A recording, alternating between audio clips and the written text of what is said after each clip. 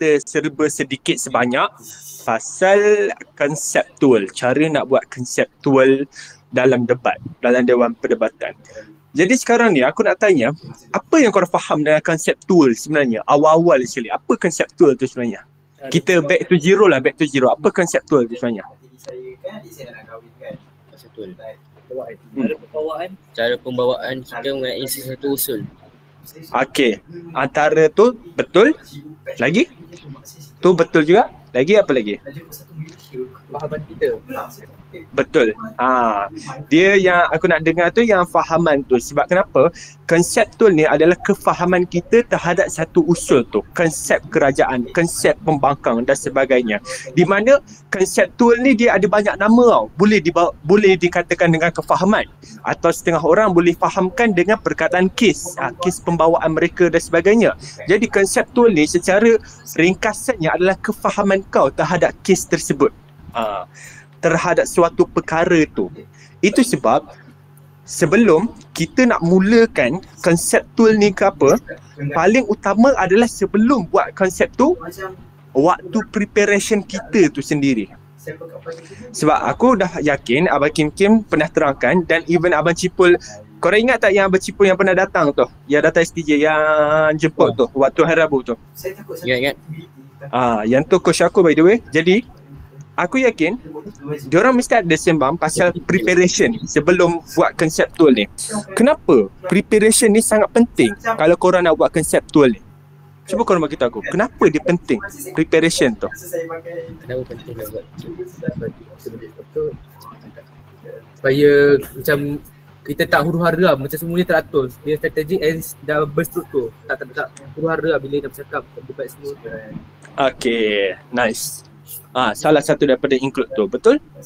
Di mana kalau kita nak buat konseptual ni kan, preparation tu, macam bagi Kim selalu kata, kalau lah preparation tu, dia bukan saja yang nak berdebat tu tau, tapi yang simpanan tu pun kena sekali ada.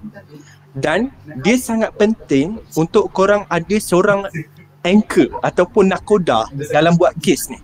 Macam captain lah, macam nakoda, anchor dalam buat kes ni. Kalau dalam tim korang siapa yang ada idea, yang mastermind, yang buka kes selalunya, yang rangka kes, yang rangka konsep? Tiga-tiga, kadang-kadang Syami, kadang-kadang Syamil, kadang-kadang saya. Okay, bagus.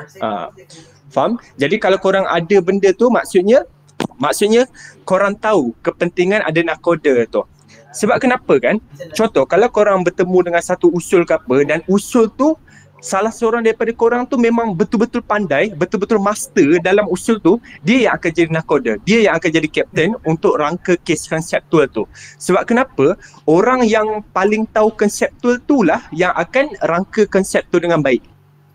Dan bila mana nakoda tu buat konseptual, kefahaman ketiga-tiga pendebat tu kena sama. Dia kena sama ketiga-tiganya.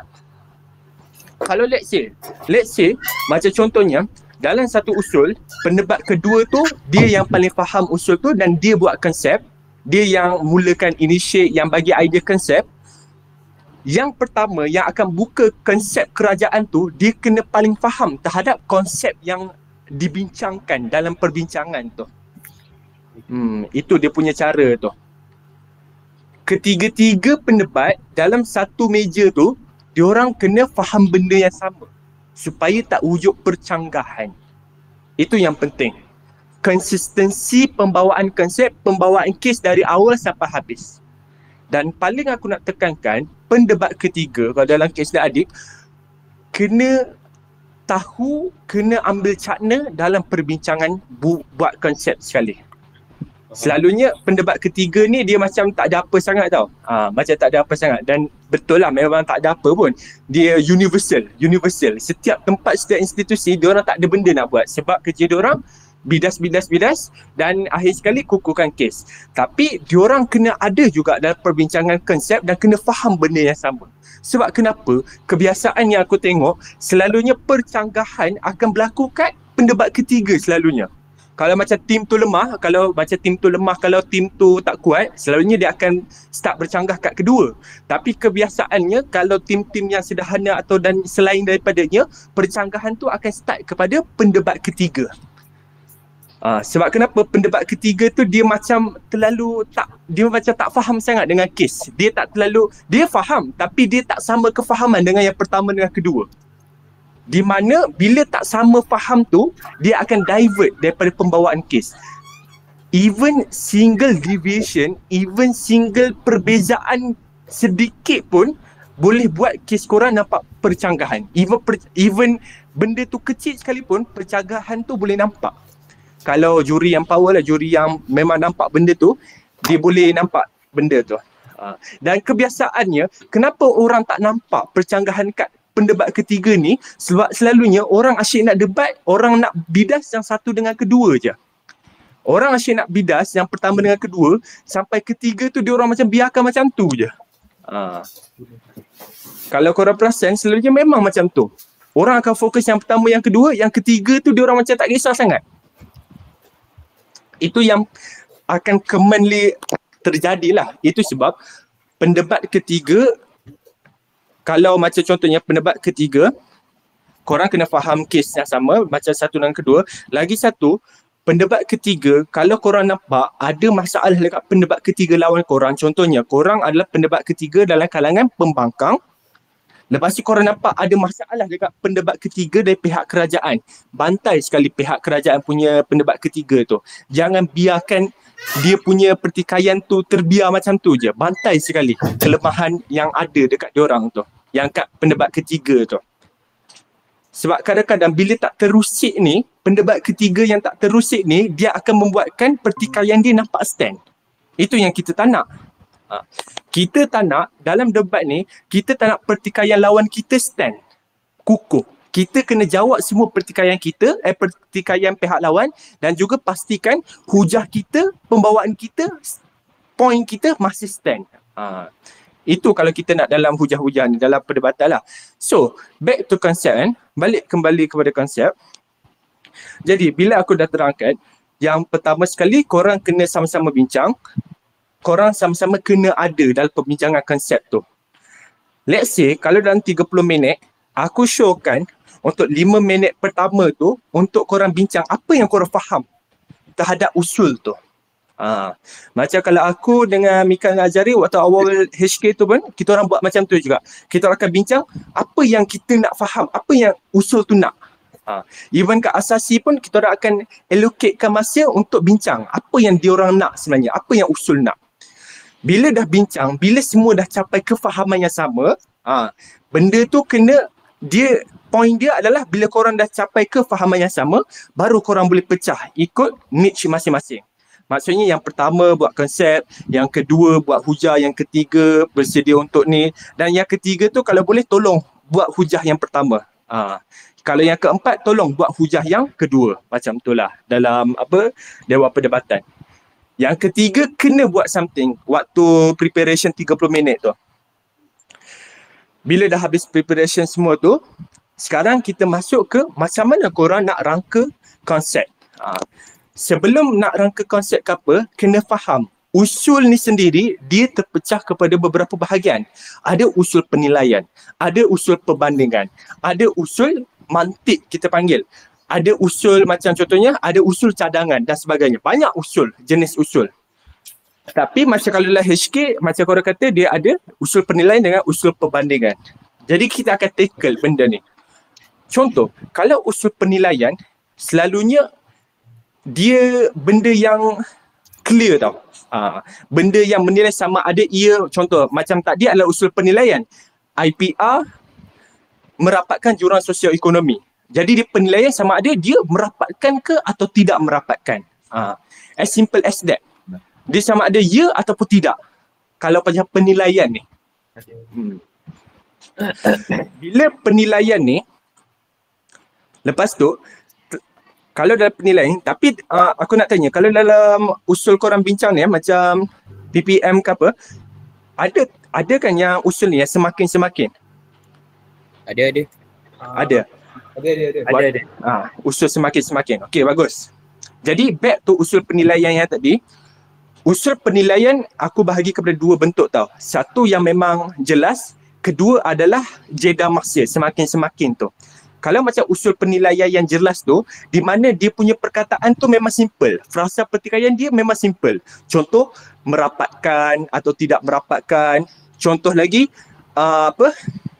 menyelesaikan isu sosioekonomi atau tidak menyelesaikan. Contoh, solusi kepada sekian atau tidak solusi kepada sekian. Jadi kalau dalam penilaian ni, dia sama ada ya ataupun tidak. Kalau korang tackle dengan usul macam tu kan, kalau korang tackle usul macam tu, first thing first, untuk PM, kalau ni sebagai kerajaan, pecahkan dulu frasa tu kepada 3 yang utama. Dia ikut sebenarnya, dia tak semestinya kena 3. Tak semestinya kena 3. Kalau benda tu boleh dipecahkan kepada 2 je, okey je.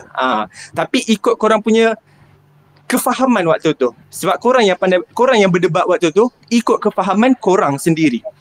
Kalau macam contoh penilaian contoh yang IPR tadi kan, IPR merapatkan jurang sosioekonomi. Jadi dia dah molek dah ada 3 dah frasa yang korang boleh pecahkan. IPR satu frasa, merapatkan satu frasa, jurang sosioekonomi satu frasa. Dan ingat, frasa pertikaian dia kena letak hujung. Macam contohnya merapatkan. Frasa pertikaian ni apa? Cuba bagi tahu aku, apa tu frasa pertikaian? Hala tuju untuk kita boleh buat. Hala tuju. Bila kita kata hala tuju, maksudnya frasa pertikaian dekat sini adalah apabila yang jadi frasa perbalahan, frasa yang nak kita perdebatkan antara dua pihak, kerajaan dengan pembangkang. Yang tu yang akan membawa hala tuju perdebatan tu. Jadi frasa pertikaian kena letak hujung sekali. Paling last korang define.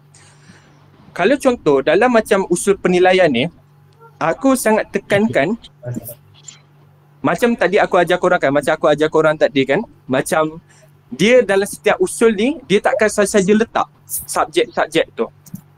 Kalau dalam macam kes tadi, usul tadi, IPR dia gandingkan dengan jurang sosial ekonomi. Jadi maksudnya ada kaitan antara IPR dengan jurang sosial ekonomi. Dekat sini, korang kena fahami betul-betul apa yang ada dalam IPR dan kemudian relatekan kembali dengan jurang sosioekonomi tersebut. Supaya korang boleh ikat benda tu. Korang boleh tunjuk kerelevanan antara dua subjek tu. Dan dalam apa-apa kes, kalau kita letak subjek sekian dan sebagainya, aku memang, kalau bagi aku sendiri personally, aku suka letak ciri eksklusif. Memang letak ciri eksklusif. Walaupun tak ada tuntutan eksklusiviti tu. Walaupun tak ada tuntutan eksklusiviti, tetap letak ciri eksklusif. Sebab kenapa? Ciri eksklusif ni, dia nak menunjukkan, dia nak highlightkan kelebihan yang ada pada satu subjek tu. Contohnya, dalam kes ni IPR, dia nak tunjukkan apa yang ada pada IPR ni sampai kita nak bawa dalam perdebatan hari ni. Kenapa bukan inisiatif agropreneur? Kenapa bukan dasar DEB? Kenapa bukan dasar DPN? Sedangkan yang lain-lain semua nak fokuskan jurang sosial ekonomi. Jadi apa yang ada pada IPR tapi tak ada pada benda-benda yang lain. Sampai nak bawa dalam perdebatan pada hari ini. Bila korang berjaya tackle benda tu dan letak ciri-ciri eksklusif yang ada pada IPR, then pembangkang dia memang kena ikut apa yang korang bawa. Kalau tidak, korang buka ruang untuk pembangkang bawa segala inisiatif mak bapak dia orang dalam perdebatan. Kita tak nak benda tu. Bila debat tu tak terikat, sebab aku selalu misalkan perdebatan ni ibarat macam pengembala dengan binatang yang digembala. Dan korang ni kena ada tali pengikat binatang pengembala tu. Binatang pengembala dalam kes ni adalah pembangkang. Kalau korang tak letakkan tali pengikat dekat binatang pengembala tu, binatang pengembala tu dia akan ikut suka hati dia nak pergi ke mana. Tak ikut hala tuju yang korang nak, tak ikut ke mana korang nak bawa. Itu sebab kalau korang sebagai kerajaan, korang kena ikat pembangkang untuk ikut rentak korang. Itu adalah kerajaan yang baik, di mana korang paksa pembangkang untuk tunduk kepada kemahuan korang, paksa pembangkang untuk ikut rentak korang. Jadi kat situ dia akan dapat advantage dekat pihak kerajaan. Juri-juri pun akan tengok macam, oh, kerajaan memang solid, pembangkang memang terpaksa ikut dan sebagainya, terikat dengan benda tu. Dan dekat sini, kerajaan yang baik, dia takkan buatkan debat tu jadi debat itik ayam. Debat itik ayam adalah hasil apabila dua-dua tak ada common ground untuk diperdebatkan.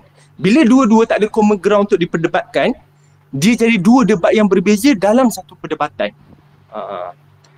Itu sebab korang kena ikat baik-baik dekat awal konseptual, pembukaan konseptual tu. Jadi macam ciri eksklusif kan, yang kepentingan. Macam contohnya kalau IPR ni, kita boleh katalah yang bantuan dia konsisten. Lepas tu dia macam mungkin korang boleh kata dia dapat support yang sangat baik daripada kerajaan, ataupun korang boleh kata yang dia memang penyeliaan dia berkala dan sebagainya, macam aku sebut tadi, yang membezakan diorang dengan benda-benda lain. Dengan yang benda-benda lain tu. Jadi itu yang pertamalah kalau dalam untuk pengeksklusifan, pencirian eksklusif untuk subjek. Dalam apa-apa keadaan sekalipun, letak je ciri eksklusif kepada satu subjek tu yang korang boleh fikir.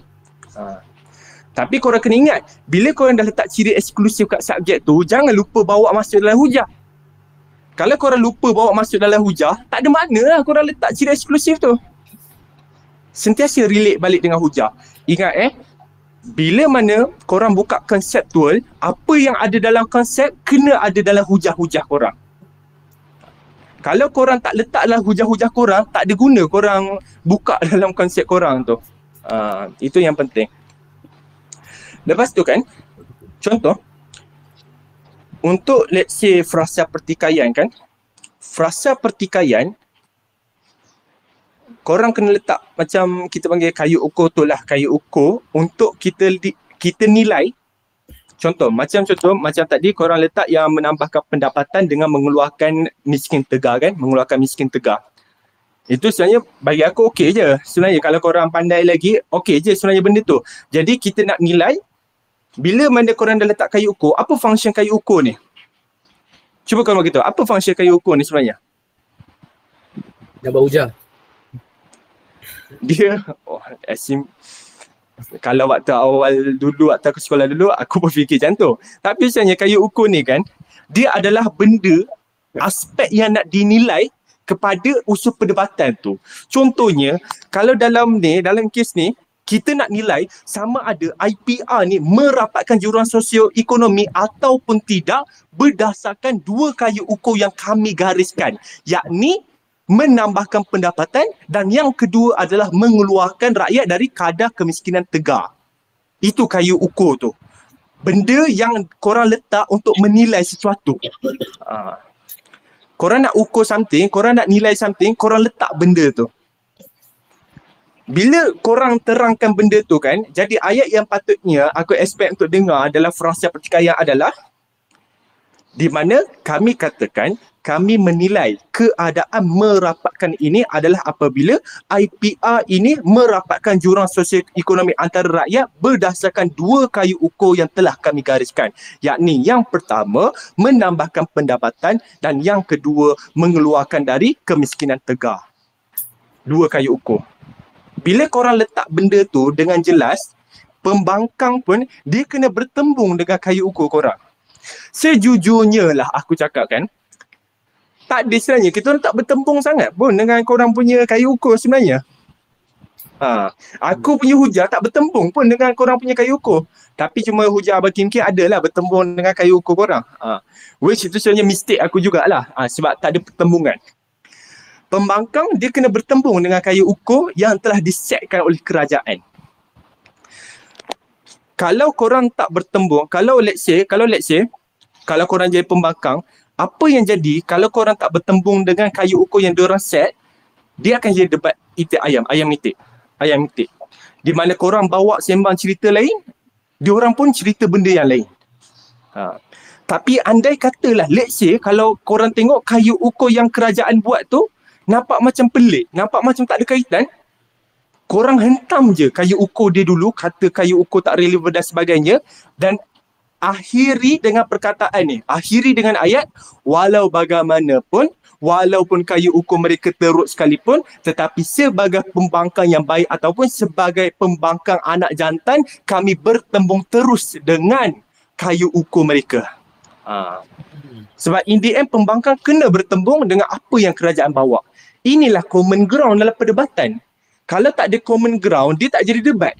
Common ground tu adalah satu benda yang dua pihak kena bertembung. Kalau tak bertembung, tak jadi debat benda tu. Tak ada intipati benda tu.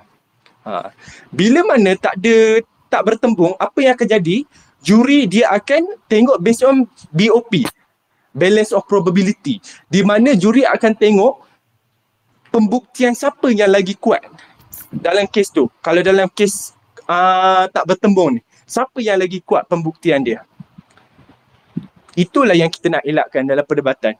Tapi soalnya kalau dalam kes tidak bertembung ni, selalunya kerajaan yang akan dapat, apa kita panggil? Kerajaan yang akan dapat advantage. Sebab dia orang yang setkan, kita panggil apa? Setkan kayu ukur dengan hala tuju perdebatan tu. Jadi itu yang aku nak kata, kayu ukur dalam perdebatan, dalam pertikaian tu kan. Dan kita masuk pula, macam kalau untuk yang first, macam kalau PM, dah bagi. Bila dah habis kan, contohkan Syamil, kalau dah habis define semua benda kan, define semua benda. Oh, dan ingat, tak apa, korang kena letak dalam hujah. Ingat formula ni, jangan korang sekali-kali tinggal. Apa yang korang letak dalam konsep, masukkan dalam hujah. Bang. Sebab selalunya, apa? Boleh ulang balik abang. Tadi lag apa? Tadi lag. Oh, tadi lag Okay. Okay. Formula dia ingat macam ni tau. Apa yang korang letak dalam konseptual, letak dalam hujah. Kena ada dalam hujah. Relate balik dengan hujah. Sebab kalau korang tak relate, memang tak ada function apa yang korang kata dalam konseptual tu. Kalau pendebat yang baik, kalau korang jumpa pembidas yang jago, diorang akan memang attack benda tu. Tadi mereka janjikan nak sembang pasal sekian. Tapi dalam saat ucap pertamanya Perdana Menteri sampai duduklah diam yang ketiga, tidak pernah sentuh sekalipun dalam konseptual mereka. Macam tu lah, diorang akan guna ayat-ayat tu lah.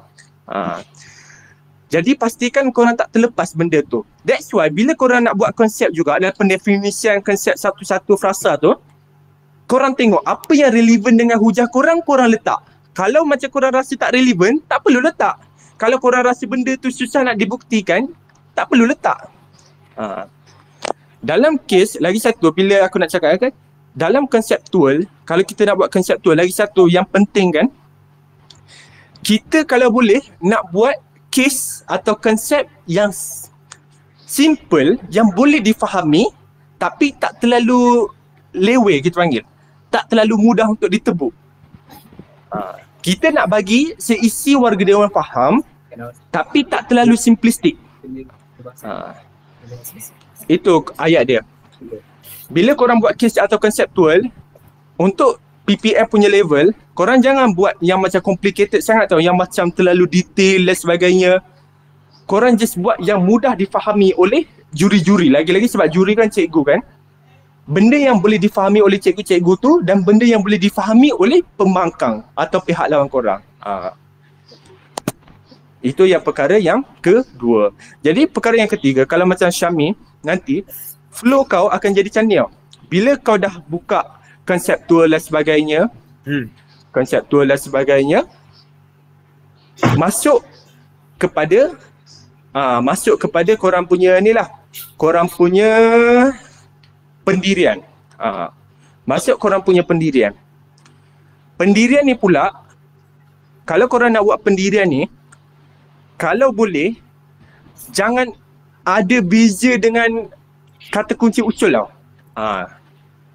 Maksud aku dekat sini, contoh, let's say, kalau pendirian korang unjuran-unjuran positif atau kelebihan-kelebihan IPR dalam merapatkan jurang sosial ekonomi, perkataan yang ikut selepas perkataan unjuran positif tu, korang jangan ubah langsung. Contohnya, ada setengah orang, dia buat unjuran-unjuran positif IPR dalam tidak melebarkan jurang sosial ekonomi. Ada yang buat macam tu. Ada yang pergi tukar kata kunci tu. Sebab kadang-kadang apa yang kita tak perasan bila kita tukar kata kunci tu, dia sebenarnya penukaran satu perkataan boleh bawa implikasi yang berbeza tau. Sangat berbeza. Contohnya, let's say kalau aku ambil usul jeda masa contoh kalau aku ambil usul jeda masa, semakin tidak lesu dengan tidak semakin lesu. Boleh tak kau bagi tahu aku apa beza benda tu? Tidak lesu dengan semakin tidak lesu ni. Semakin tidak lesu dengan tidak semakin lesu. Semakin tidak lesu pertama, kedua tidak semakin lesu. Semakin tidak lesu, tidak semakin lesu. Nampak macam sama? Nampak macam sama tak? Ya, dia semakin tak lesu ni maksudnya. Nampak macam sama kan? Tapi beza, sangat beza. Penukaran satu kedudukan perkataan dan penukaran satu perkataan boleh bawa implikasi yang sangat beza. Cuba kau terangkan apa beza yang korang nampak kat situ. Dia tak akan sampai ke lesu. Dia belum lesu lagi. Semakin tidak lesu tu dia lesu tapi dia semakin tak tahu. Okay. Tidak semakin lesu tapi dia belum dia tak lesu. Ya. Abang dengar tak bang? Cuba terangkan balik, aku tak dengar sangat. Terang. Tidak semakin lesu. Cakap tadi yang kau cakap tadi. Tak.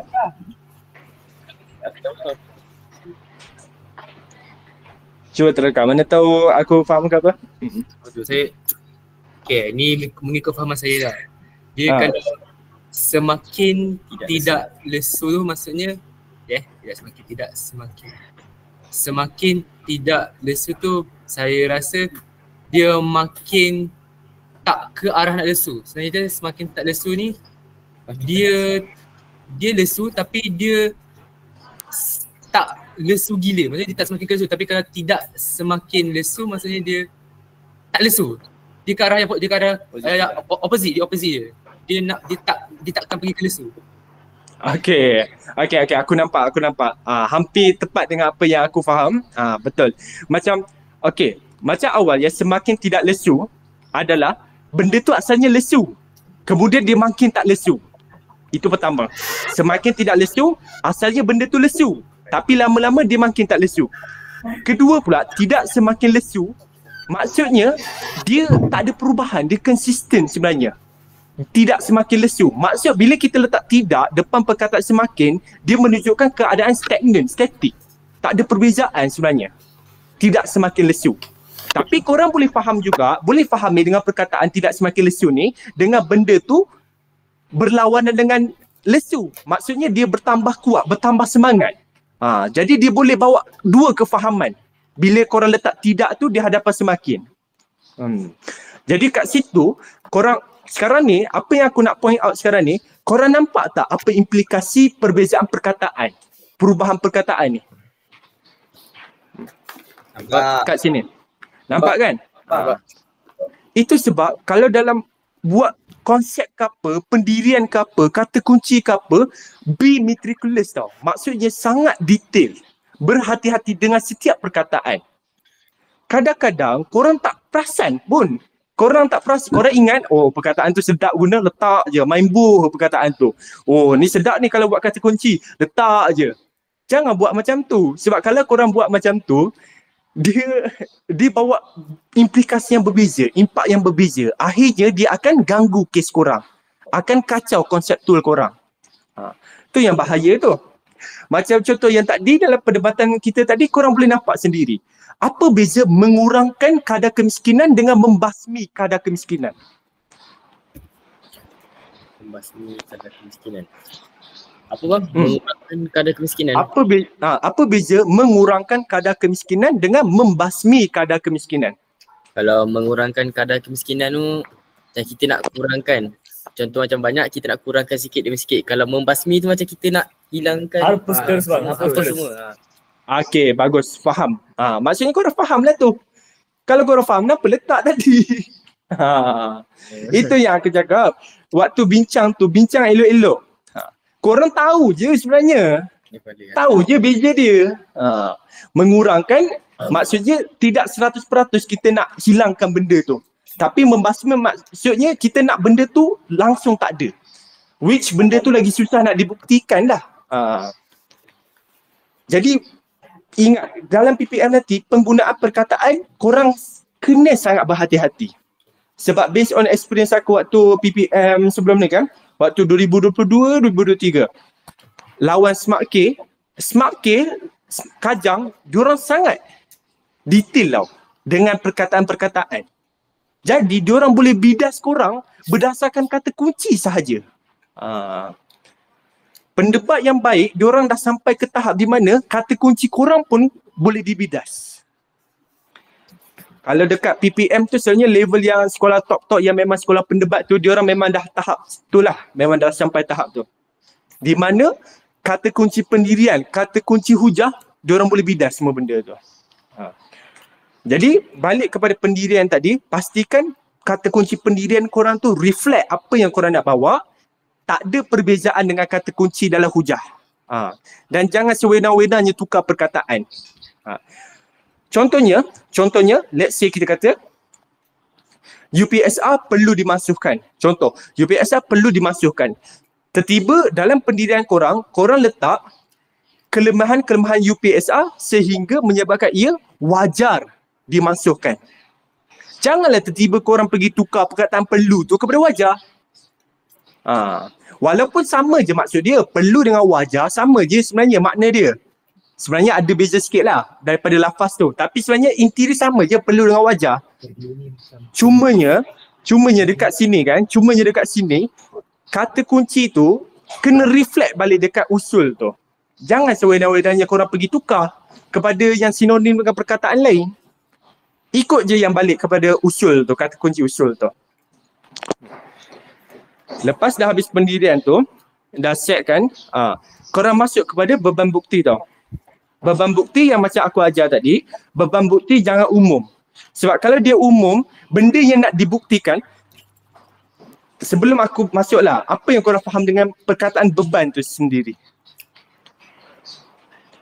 Kita nak menggalaskan something dekat bahu pembangkang.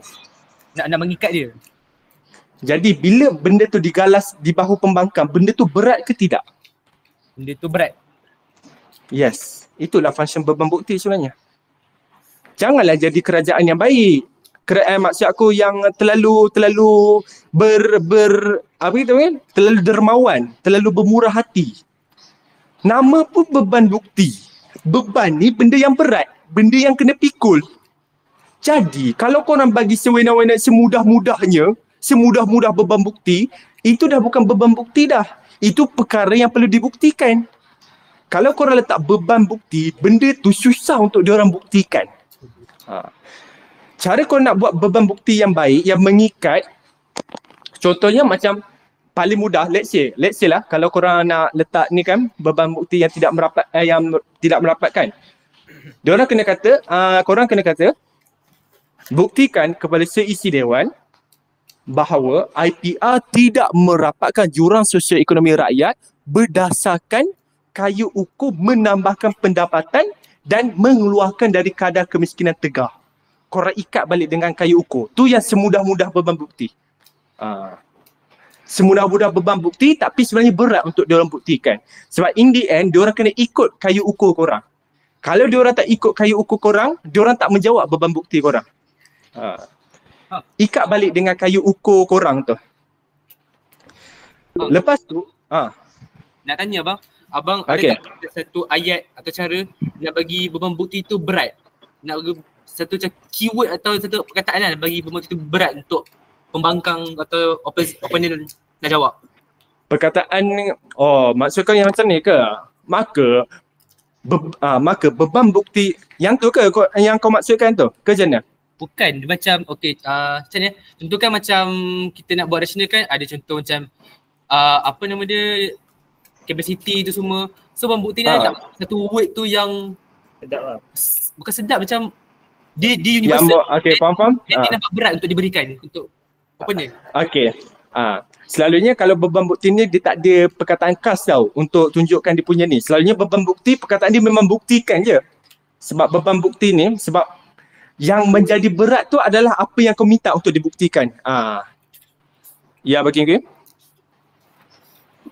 Maksudnya siapa nama kau, Syami? Kau nak macam template apa ayat selalu kena sebut ke kalau beban bukti? Okey. Nak kata dia Selalunya boleh paling simple, betul je apa Tengku ajar tu.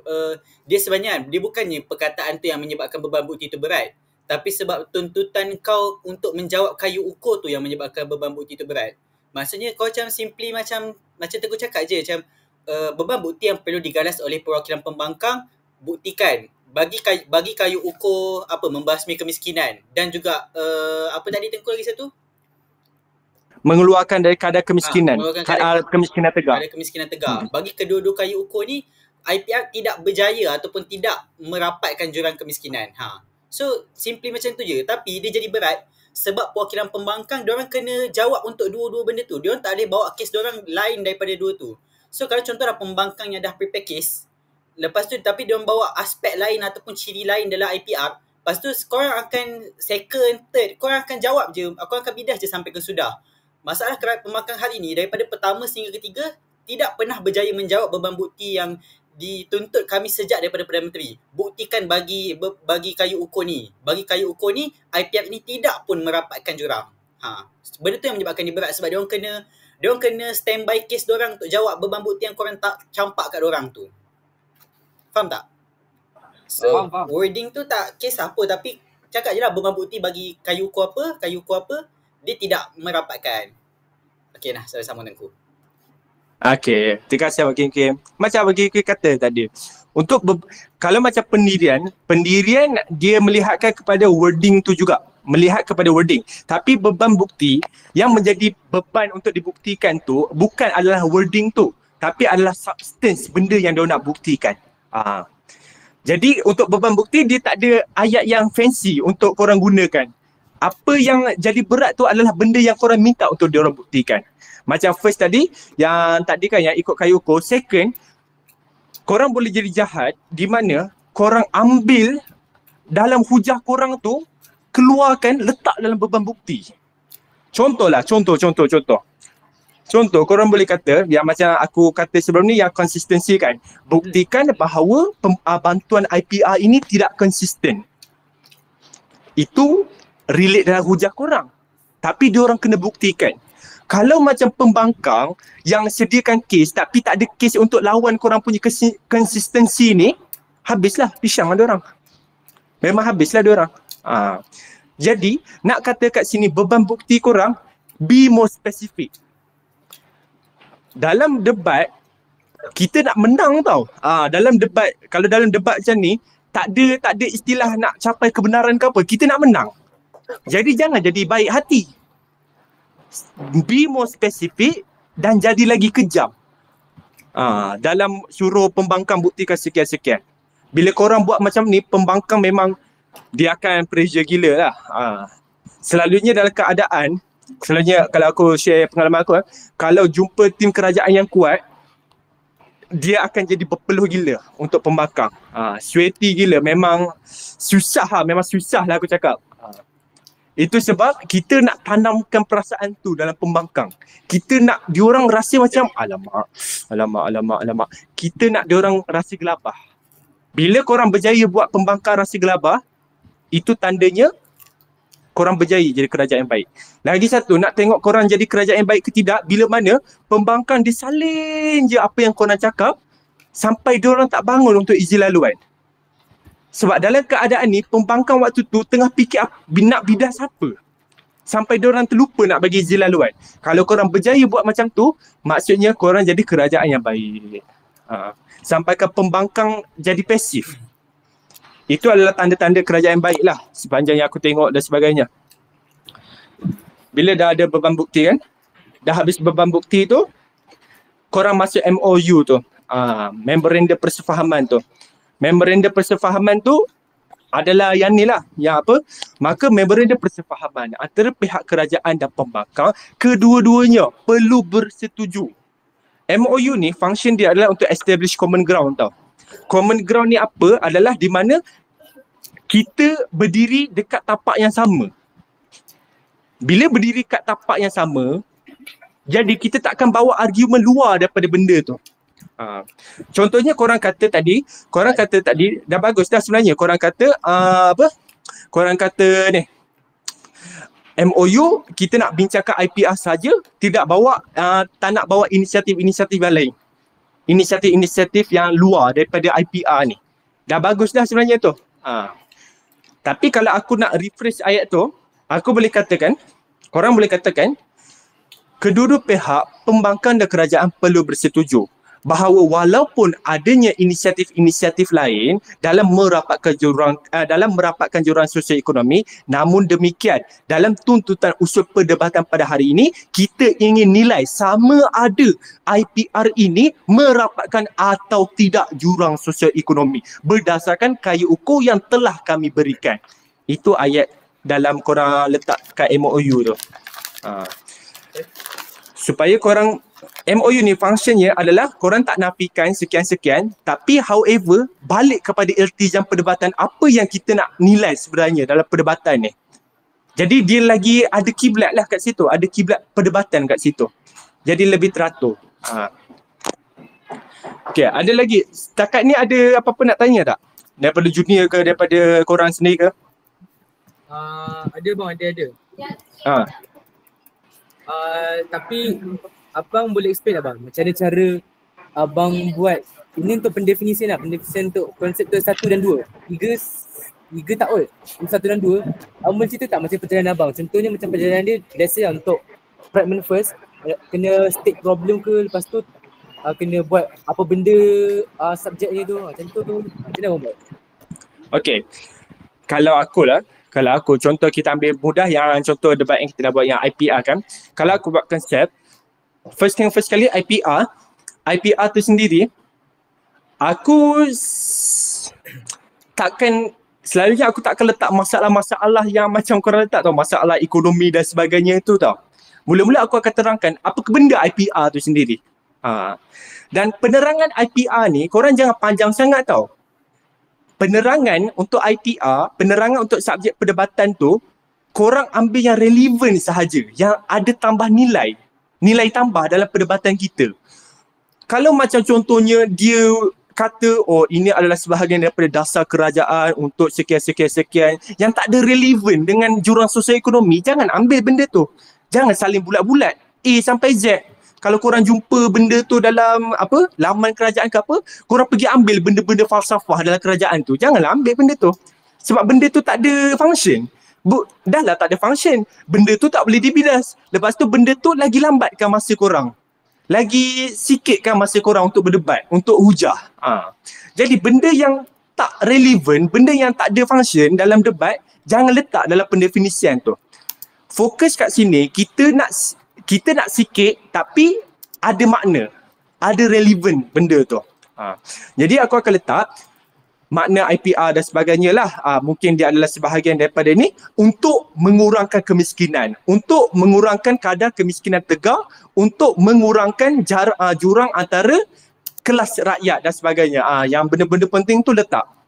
Kemudian untuk subjek tu aku akan sentiasa letak ciri eksklusif dia. Kemudian aku akan katalah ciri eksklusif yang ada pada IPR ini adalah 3 perkara utama. Pertama, kedua, ketiga dan sebagainya. As simple as that je sebenarnya. Kau terangkan sedikit pasal apa benda IPR ni, lepas tu korang letak terus ciri eksklusif benda tu. Untuk frasa kedua kan, contoh jurang sosioekonomi. Jurang sosioekonomi ni, first, korang kena fahamkan elok-elok apa makna jurang tu. Bila makna jurang tu, maksudnya dia ada perbezaan tau. Dia ada perbezaan ketara. Itu sebab dia dipanggil sebagai jurang. Kalau dia perbezaan sedikit, dia tak guna perkataan jurang. Bila ada perkataan jurang, maksudnya ada perbezaan ketara antara kelas-kelas yang berbeza. Antara sektor-sektor yang berbeza, antara rakyat-rakyat yang berbeza. Itu yang maksud jurang. Di mana benda tu terlalu ketara perbezaan dia. Terlalu jauh diorang punya tahap tu. Tak sama level, terlalu jauh. Jurang sosioekonomi. Lepas tu korang define pula sosioekonomi ni merujuk kepada apa. Sosioekonomi ni, selalunya kalau orang sembang pasal sosioekonomi ni, dia akan cerita pasal ni tau. Pasal bangsa-bangsa, macam ekonomi bangsa juga. Selalunya kadang-kadang orang bila sembang pasal sosioekonomi, dia orang sebut pasal ekonomi berdasarkan kaum, satu. Lepas tu ekonomi berdasarkan wilayah. Contohnya dalam dan luar bandar. Selalunya orang akan sebut pasal sosioekonomi ni dalam dan luar bandar juga. Kalau macam luar bandar, dia orang fokus kepada pertanian dan sebagainya. Kalau dalam bandar, dia orang fokus kepada perindustrian dan sebagainya. Jadi kalau dekat sini, jurang sosioekonomi ni, korang ambil yang paling relevan dengan IPR ni. Macam aku kata tadi, contoh, IPR ni dia fokus kepada 3 benda. By the way, jangan lupa letaklah apa objektif benda tu. Contoh kalau dalam IPR, fokus kepada 3, yang insight, ihsan dengan ihsan tu. Intan, insan, ihsan. Bila mana 3 benda tu merujuk kepada 3 sektor utama, sektor yang difokuskan. Jadi kalau dalam jurang sosioekonomi ni, korang kena relate balik dengan pemfokusan tu. Korang kena kata jurang ni, ada je jurang ni disebabkan kita ada sektor yang masih belum membangun dan tidak diberi tumpuan khusus. Macam pertanian, persediaan makanan dan operasi perkhidmatan. Bila korang letak 3 benda tu, dia akan jadi relevan dengan IPR tu sendiri, fokus IPR tu sendiri. Jadi, sentiasa relatekan fragmen kedua dengan fragmen pertama. Sentiasa relatekan 2 benda tu. Jadi, daripada awal sampai habis, kau punya konseptual dia akan nampak cantik. Sebab dia akan bersambung je. Ada korelasi antara satu sama lain. Dan ingat lagi satu, bila korang letak ciri kan, pastikan ciri yang korang letak tu memang akan dibincangkan dalam hujah. Aku sangat tekankan benda ni sebab itulah banyak benda yang pendebat lagi-lagi level PPM lupa nak buat. Diorang duk sibuk nak letak banyak ciri-ciri, tapi akhirnya tak sentuh pun dalam hujah. Bila tak sentuh dalam hujah, dia bagi free point lah untuk pembangkang, untuk kata mereka sebutkan sekian-sekian dalam konseptual, tapi bangkit yang pertama sampai duduk yang ketiga tak pernah sentuh perkara sekian. Jadi ingat, ciri letak dalam hujah, kena include dalam hujah. Itu yang kalau aku punya konseptual, apa yang aku buat untuk konseptual lah, perjalanan konseptual aku. Apa lagi Syamil? Atau yang lain? Bang. Untuk yang fragment secondnya, fragment untuk niat objektif ni kan? Macam apa bang, macam cara paling mudah nak explain benda ni? And dia tu, kalau fragment kedua ni kan, kita kena ulang balik tu fragment first. Macam contoh pasal IPR, kita kena sebut balik ke IPR fragment kedua tu. Yang soalan pertama kau tu macam mana? Yang IPR tu, yang ni? Yang first tu, yang fragment kedua tu? Objektif kau kata? Bukan, macam apa cara paling mudah nak, apa cara paling mudah bang nak explain untuk fragment second ni? Paling mudah nak explain. Mudah nak explain. Macam macam apa flow dia lah, macam apa nak cakap. Paling mudah, paling mudah. Apa tahu? Boleh tak kalau aku jawab sikit kot yang apa soalan kau paling mudah untuk nak buat frasa second nak define frasa second, maksudnya structure define frasa second kan? Abang boleh explain macam paling mudah macam mana? Paling simple, okay, kita go semua lah. Okay, frasa first macam Teguh kata tadi lah. Sebab dia subjek kan, kau jangan define terlalu panjang dan kau kena letak ciri-ciri. So yang tu cakap lah IPR tu apa benda, letak je key point penting IPR tu apa. Lepas tu kau letak ciri-ciri yang akan kau bawa dalam hujah. Macam kalau contoh kau kata ciri dia pemfokusan kepada sektor-sektor yang spesifik. So nanti dah hujah kau akan sebut balik benda tu. Macam benda ciri-ciri tu lah yang menyebabkan dia merapatkan. Lepas tu letak ciri lain. Tu untuk frasa first. Frasa second sebab dia adalah frasa penyataan masalah tau. Frasa yang jadi masalah kita nak selesaikan hari ni, iaitu apa nama frasa tadi?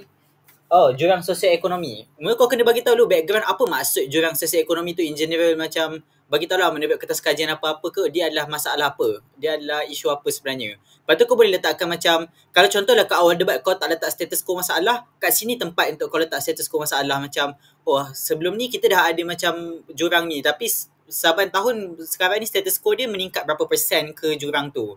Dan lepas tu kau akan letak macam apa punca-punca ataupun macam ni untuk numbering untuk frasa ni lah, punca-punca ataupun keadaan, sama ada kau letak punca-punca atau kau nak listkan masalah-masalah jurang ni dia terbahagi kepada berapa. Tapi benda ni kau kena mention juga dalam hujah.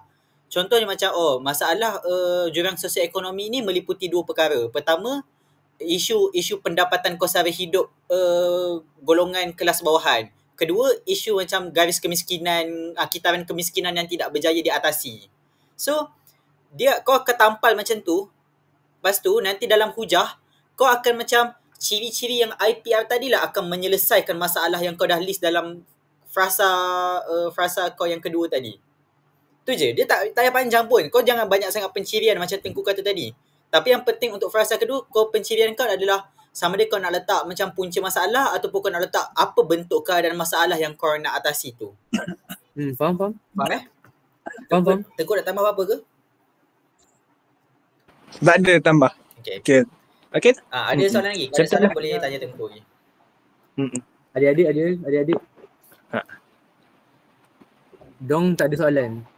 Ada soalan Dia tunggu aku turun STJ nanti kita ni lah, sebab aku faham je sebab adik-adik baru dia nak berjinak-jinak kan dengan frasa-frasa dengan tema-tema debat ni kan. Kalau dengan adik-adik ni dia kena sangat-sangat zero lah, back tu sangat-sangat zero untuk terangkan setiap terma yang digunakan dalam debat. Untuk korang dah faham dah. Itu sebab korang ada soalan. Korang ada soalan untuk tanya. Sebab korang dah faham. Okay. Terma-terma tu. Aku nak pergi ke adik-adik kejap. Okay. Aku harap korang salin apa yang Tengku ajar walaupun mungkin korang tak faham. Okay, kita nak go terus setiap adik-adik. Nak tanya apa yang korang belajar hari ni. Okay, Adli. Apa yang Adli belajar hari ni daripada kelas konsep daripada Tengku? Okay. Ini Adli. Silakan. Okay, sila Adli. Saya Adli. Dekat Adli. Apa yang anda ingat? Tak dengar Adli. Kalau kau nak ulang balik apa yang kau salin yang Tengku ajar pun okey je. Dia tak start lagi bang. Sabar. Oh, dia tak start lagi. Okay.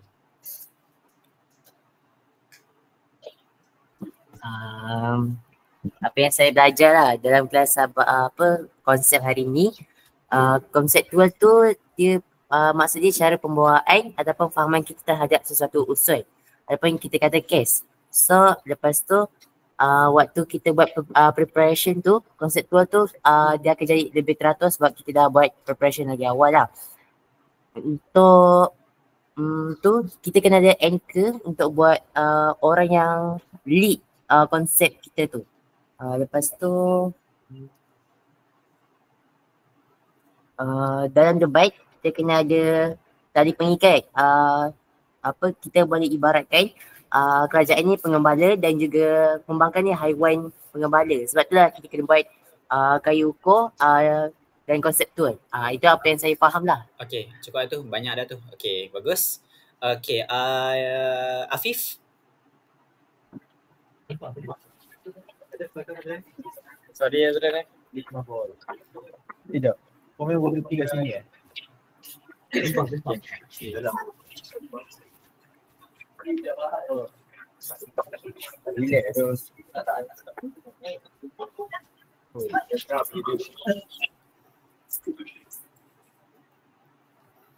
Kejap bang.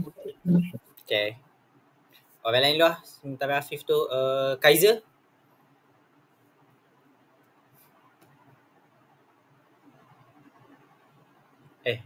Left ke? Oh ke? Ni Kaiser bang. Kaiser. Beritahu apa kau belajar hari ni. Itu sikit. Dekat sikit. Apa yang saya belajar hari ni, konseptual tu tentang kefahaman kita terhadap sesuatu usul. Lepas tu kalau nak buat konseptual ni kena ada macam lah orang yang lah ketika pendebat tu ada orang yang faham tentang satu usul tu. Okay.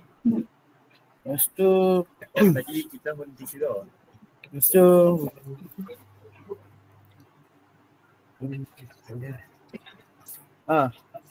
apa yang kita letak dekat konseptual, kita kena letak dekat dalam hujah sekali. Lepas tu pendebat ketiga kena ambil cakna tentang dekat dalam perbincangan konseptual lah supaya kefahaman tak bercanggah. Okay, faham. Cukup tu. Okay, bagus. Alia. Alia mana Alia? Alia dia. Sila. Sikit. Perempuan duduk sini lah. Tak apa. Betul.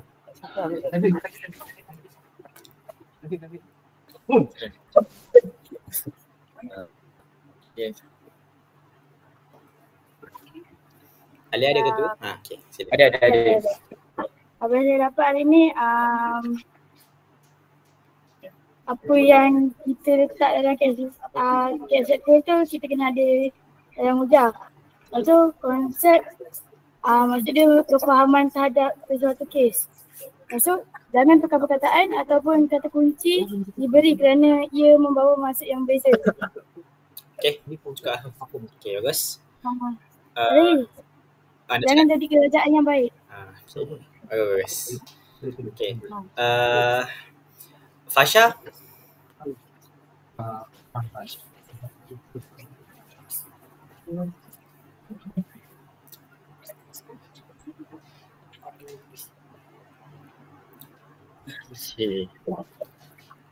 Fasha ada ke tu? Ada je. Okey. Konsep ni macam kefahaman dalam sesuatu kes. Dia buat kita punya macam tu lebih teratur. Lepas tu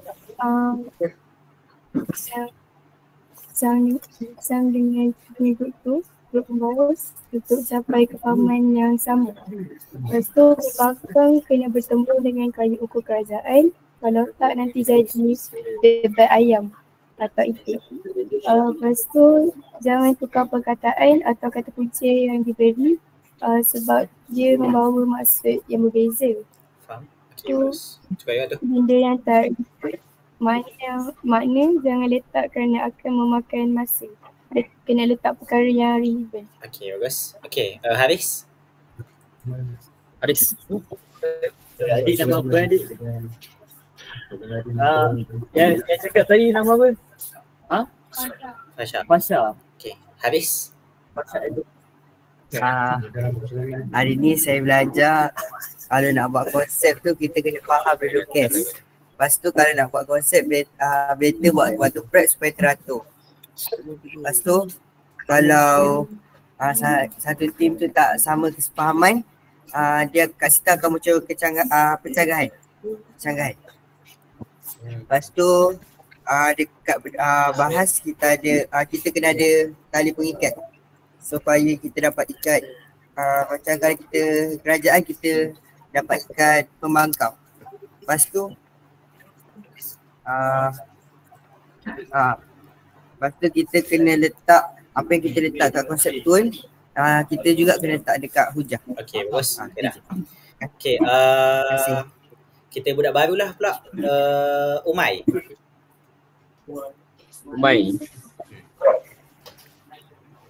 Apa yang faham je? Okey je. Apa yang faham hari ni?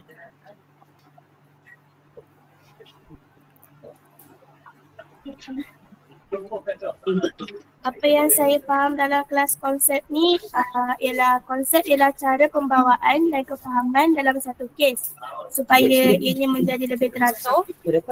Usul semestinya ada seseorang yang faham dalam usul tersebut dan orang tersebut semestinya akan menjadi kapten lah di dalam perbincangan tu. Seterusnya ketika tiga pembahas seharusnya bincang supaya mencapai kefahaman yang sama. Walaupun orang ketiga tidak mempunyai peranan yang tidak begitu penting tetapi dia harus mengambil catatan lah tentang perkara tersebut. Okey, bagus. Okay, next. Apa lain lah? Afni.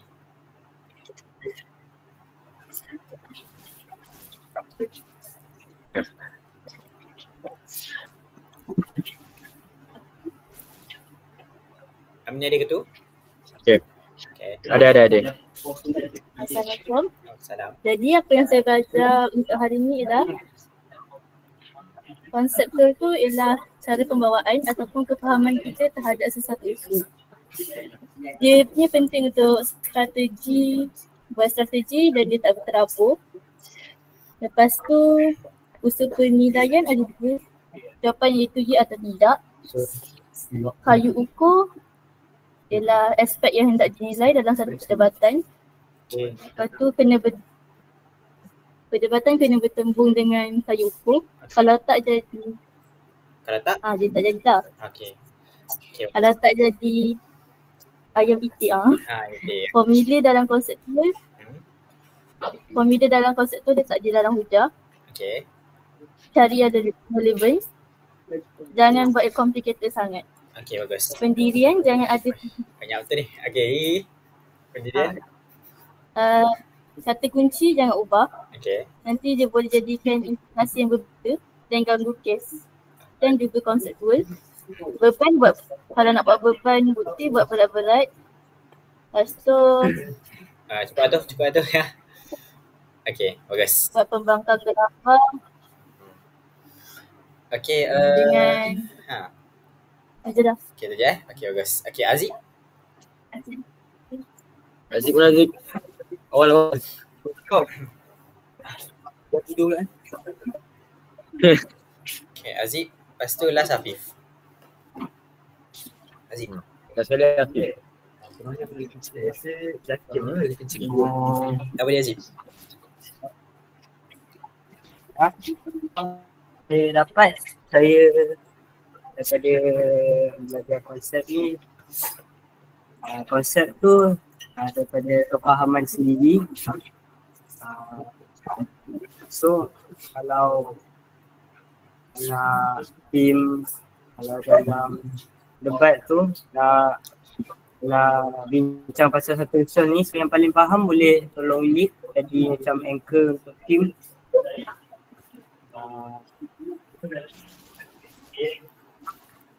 Ada lagi ya? Kalau debat tu jangan sampai kalau nak debat tu kayu ukur tu kena bertembung. Okay tu. Afif, last buat kesimpulan Afif. Apa yang korang semua belajar hari ni? Sila. Buat rumusan. Kesimpulan daripada kelas pada hari ini. Okay. Kejap. Dia kata kejap bang. Okay. Tak khusyuk, cakap je benda kau belajar. Okay je. Kesimpulannya konsep itu penting. Jadi konsep ni dia macam kefahaman terhadap usul. Lepas tu jadi konsep ni setiap ahli SHIN tu kena pegang kepada kefahaman yang sama. Kalau tak nanti dia berterabur, dia hancur. Lepas tu orang yang kena keluarkan konsep dia orang yang master dalam something tu. Ada lagi? Itu je. Okay. Itu Bagus, saja. aku rasa mostly korang at least gain something lah daripada kelas Tengku hari ni. So thank you Tengku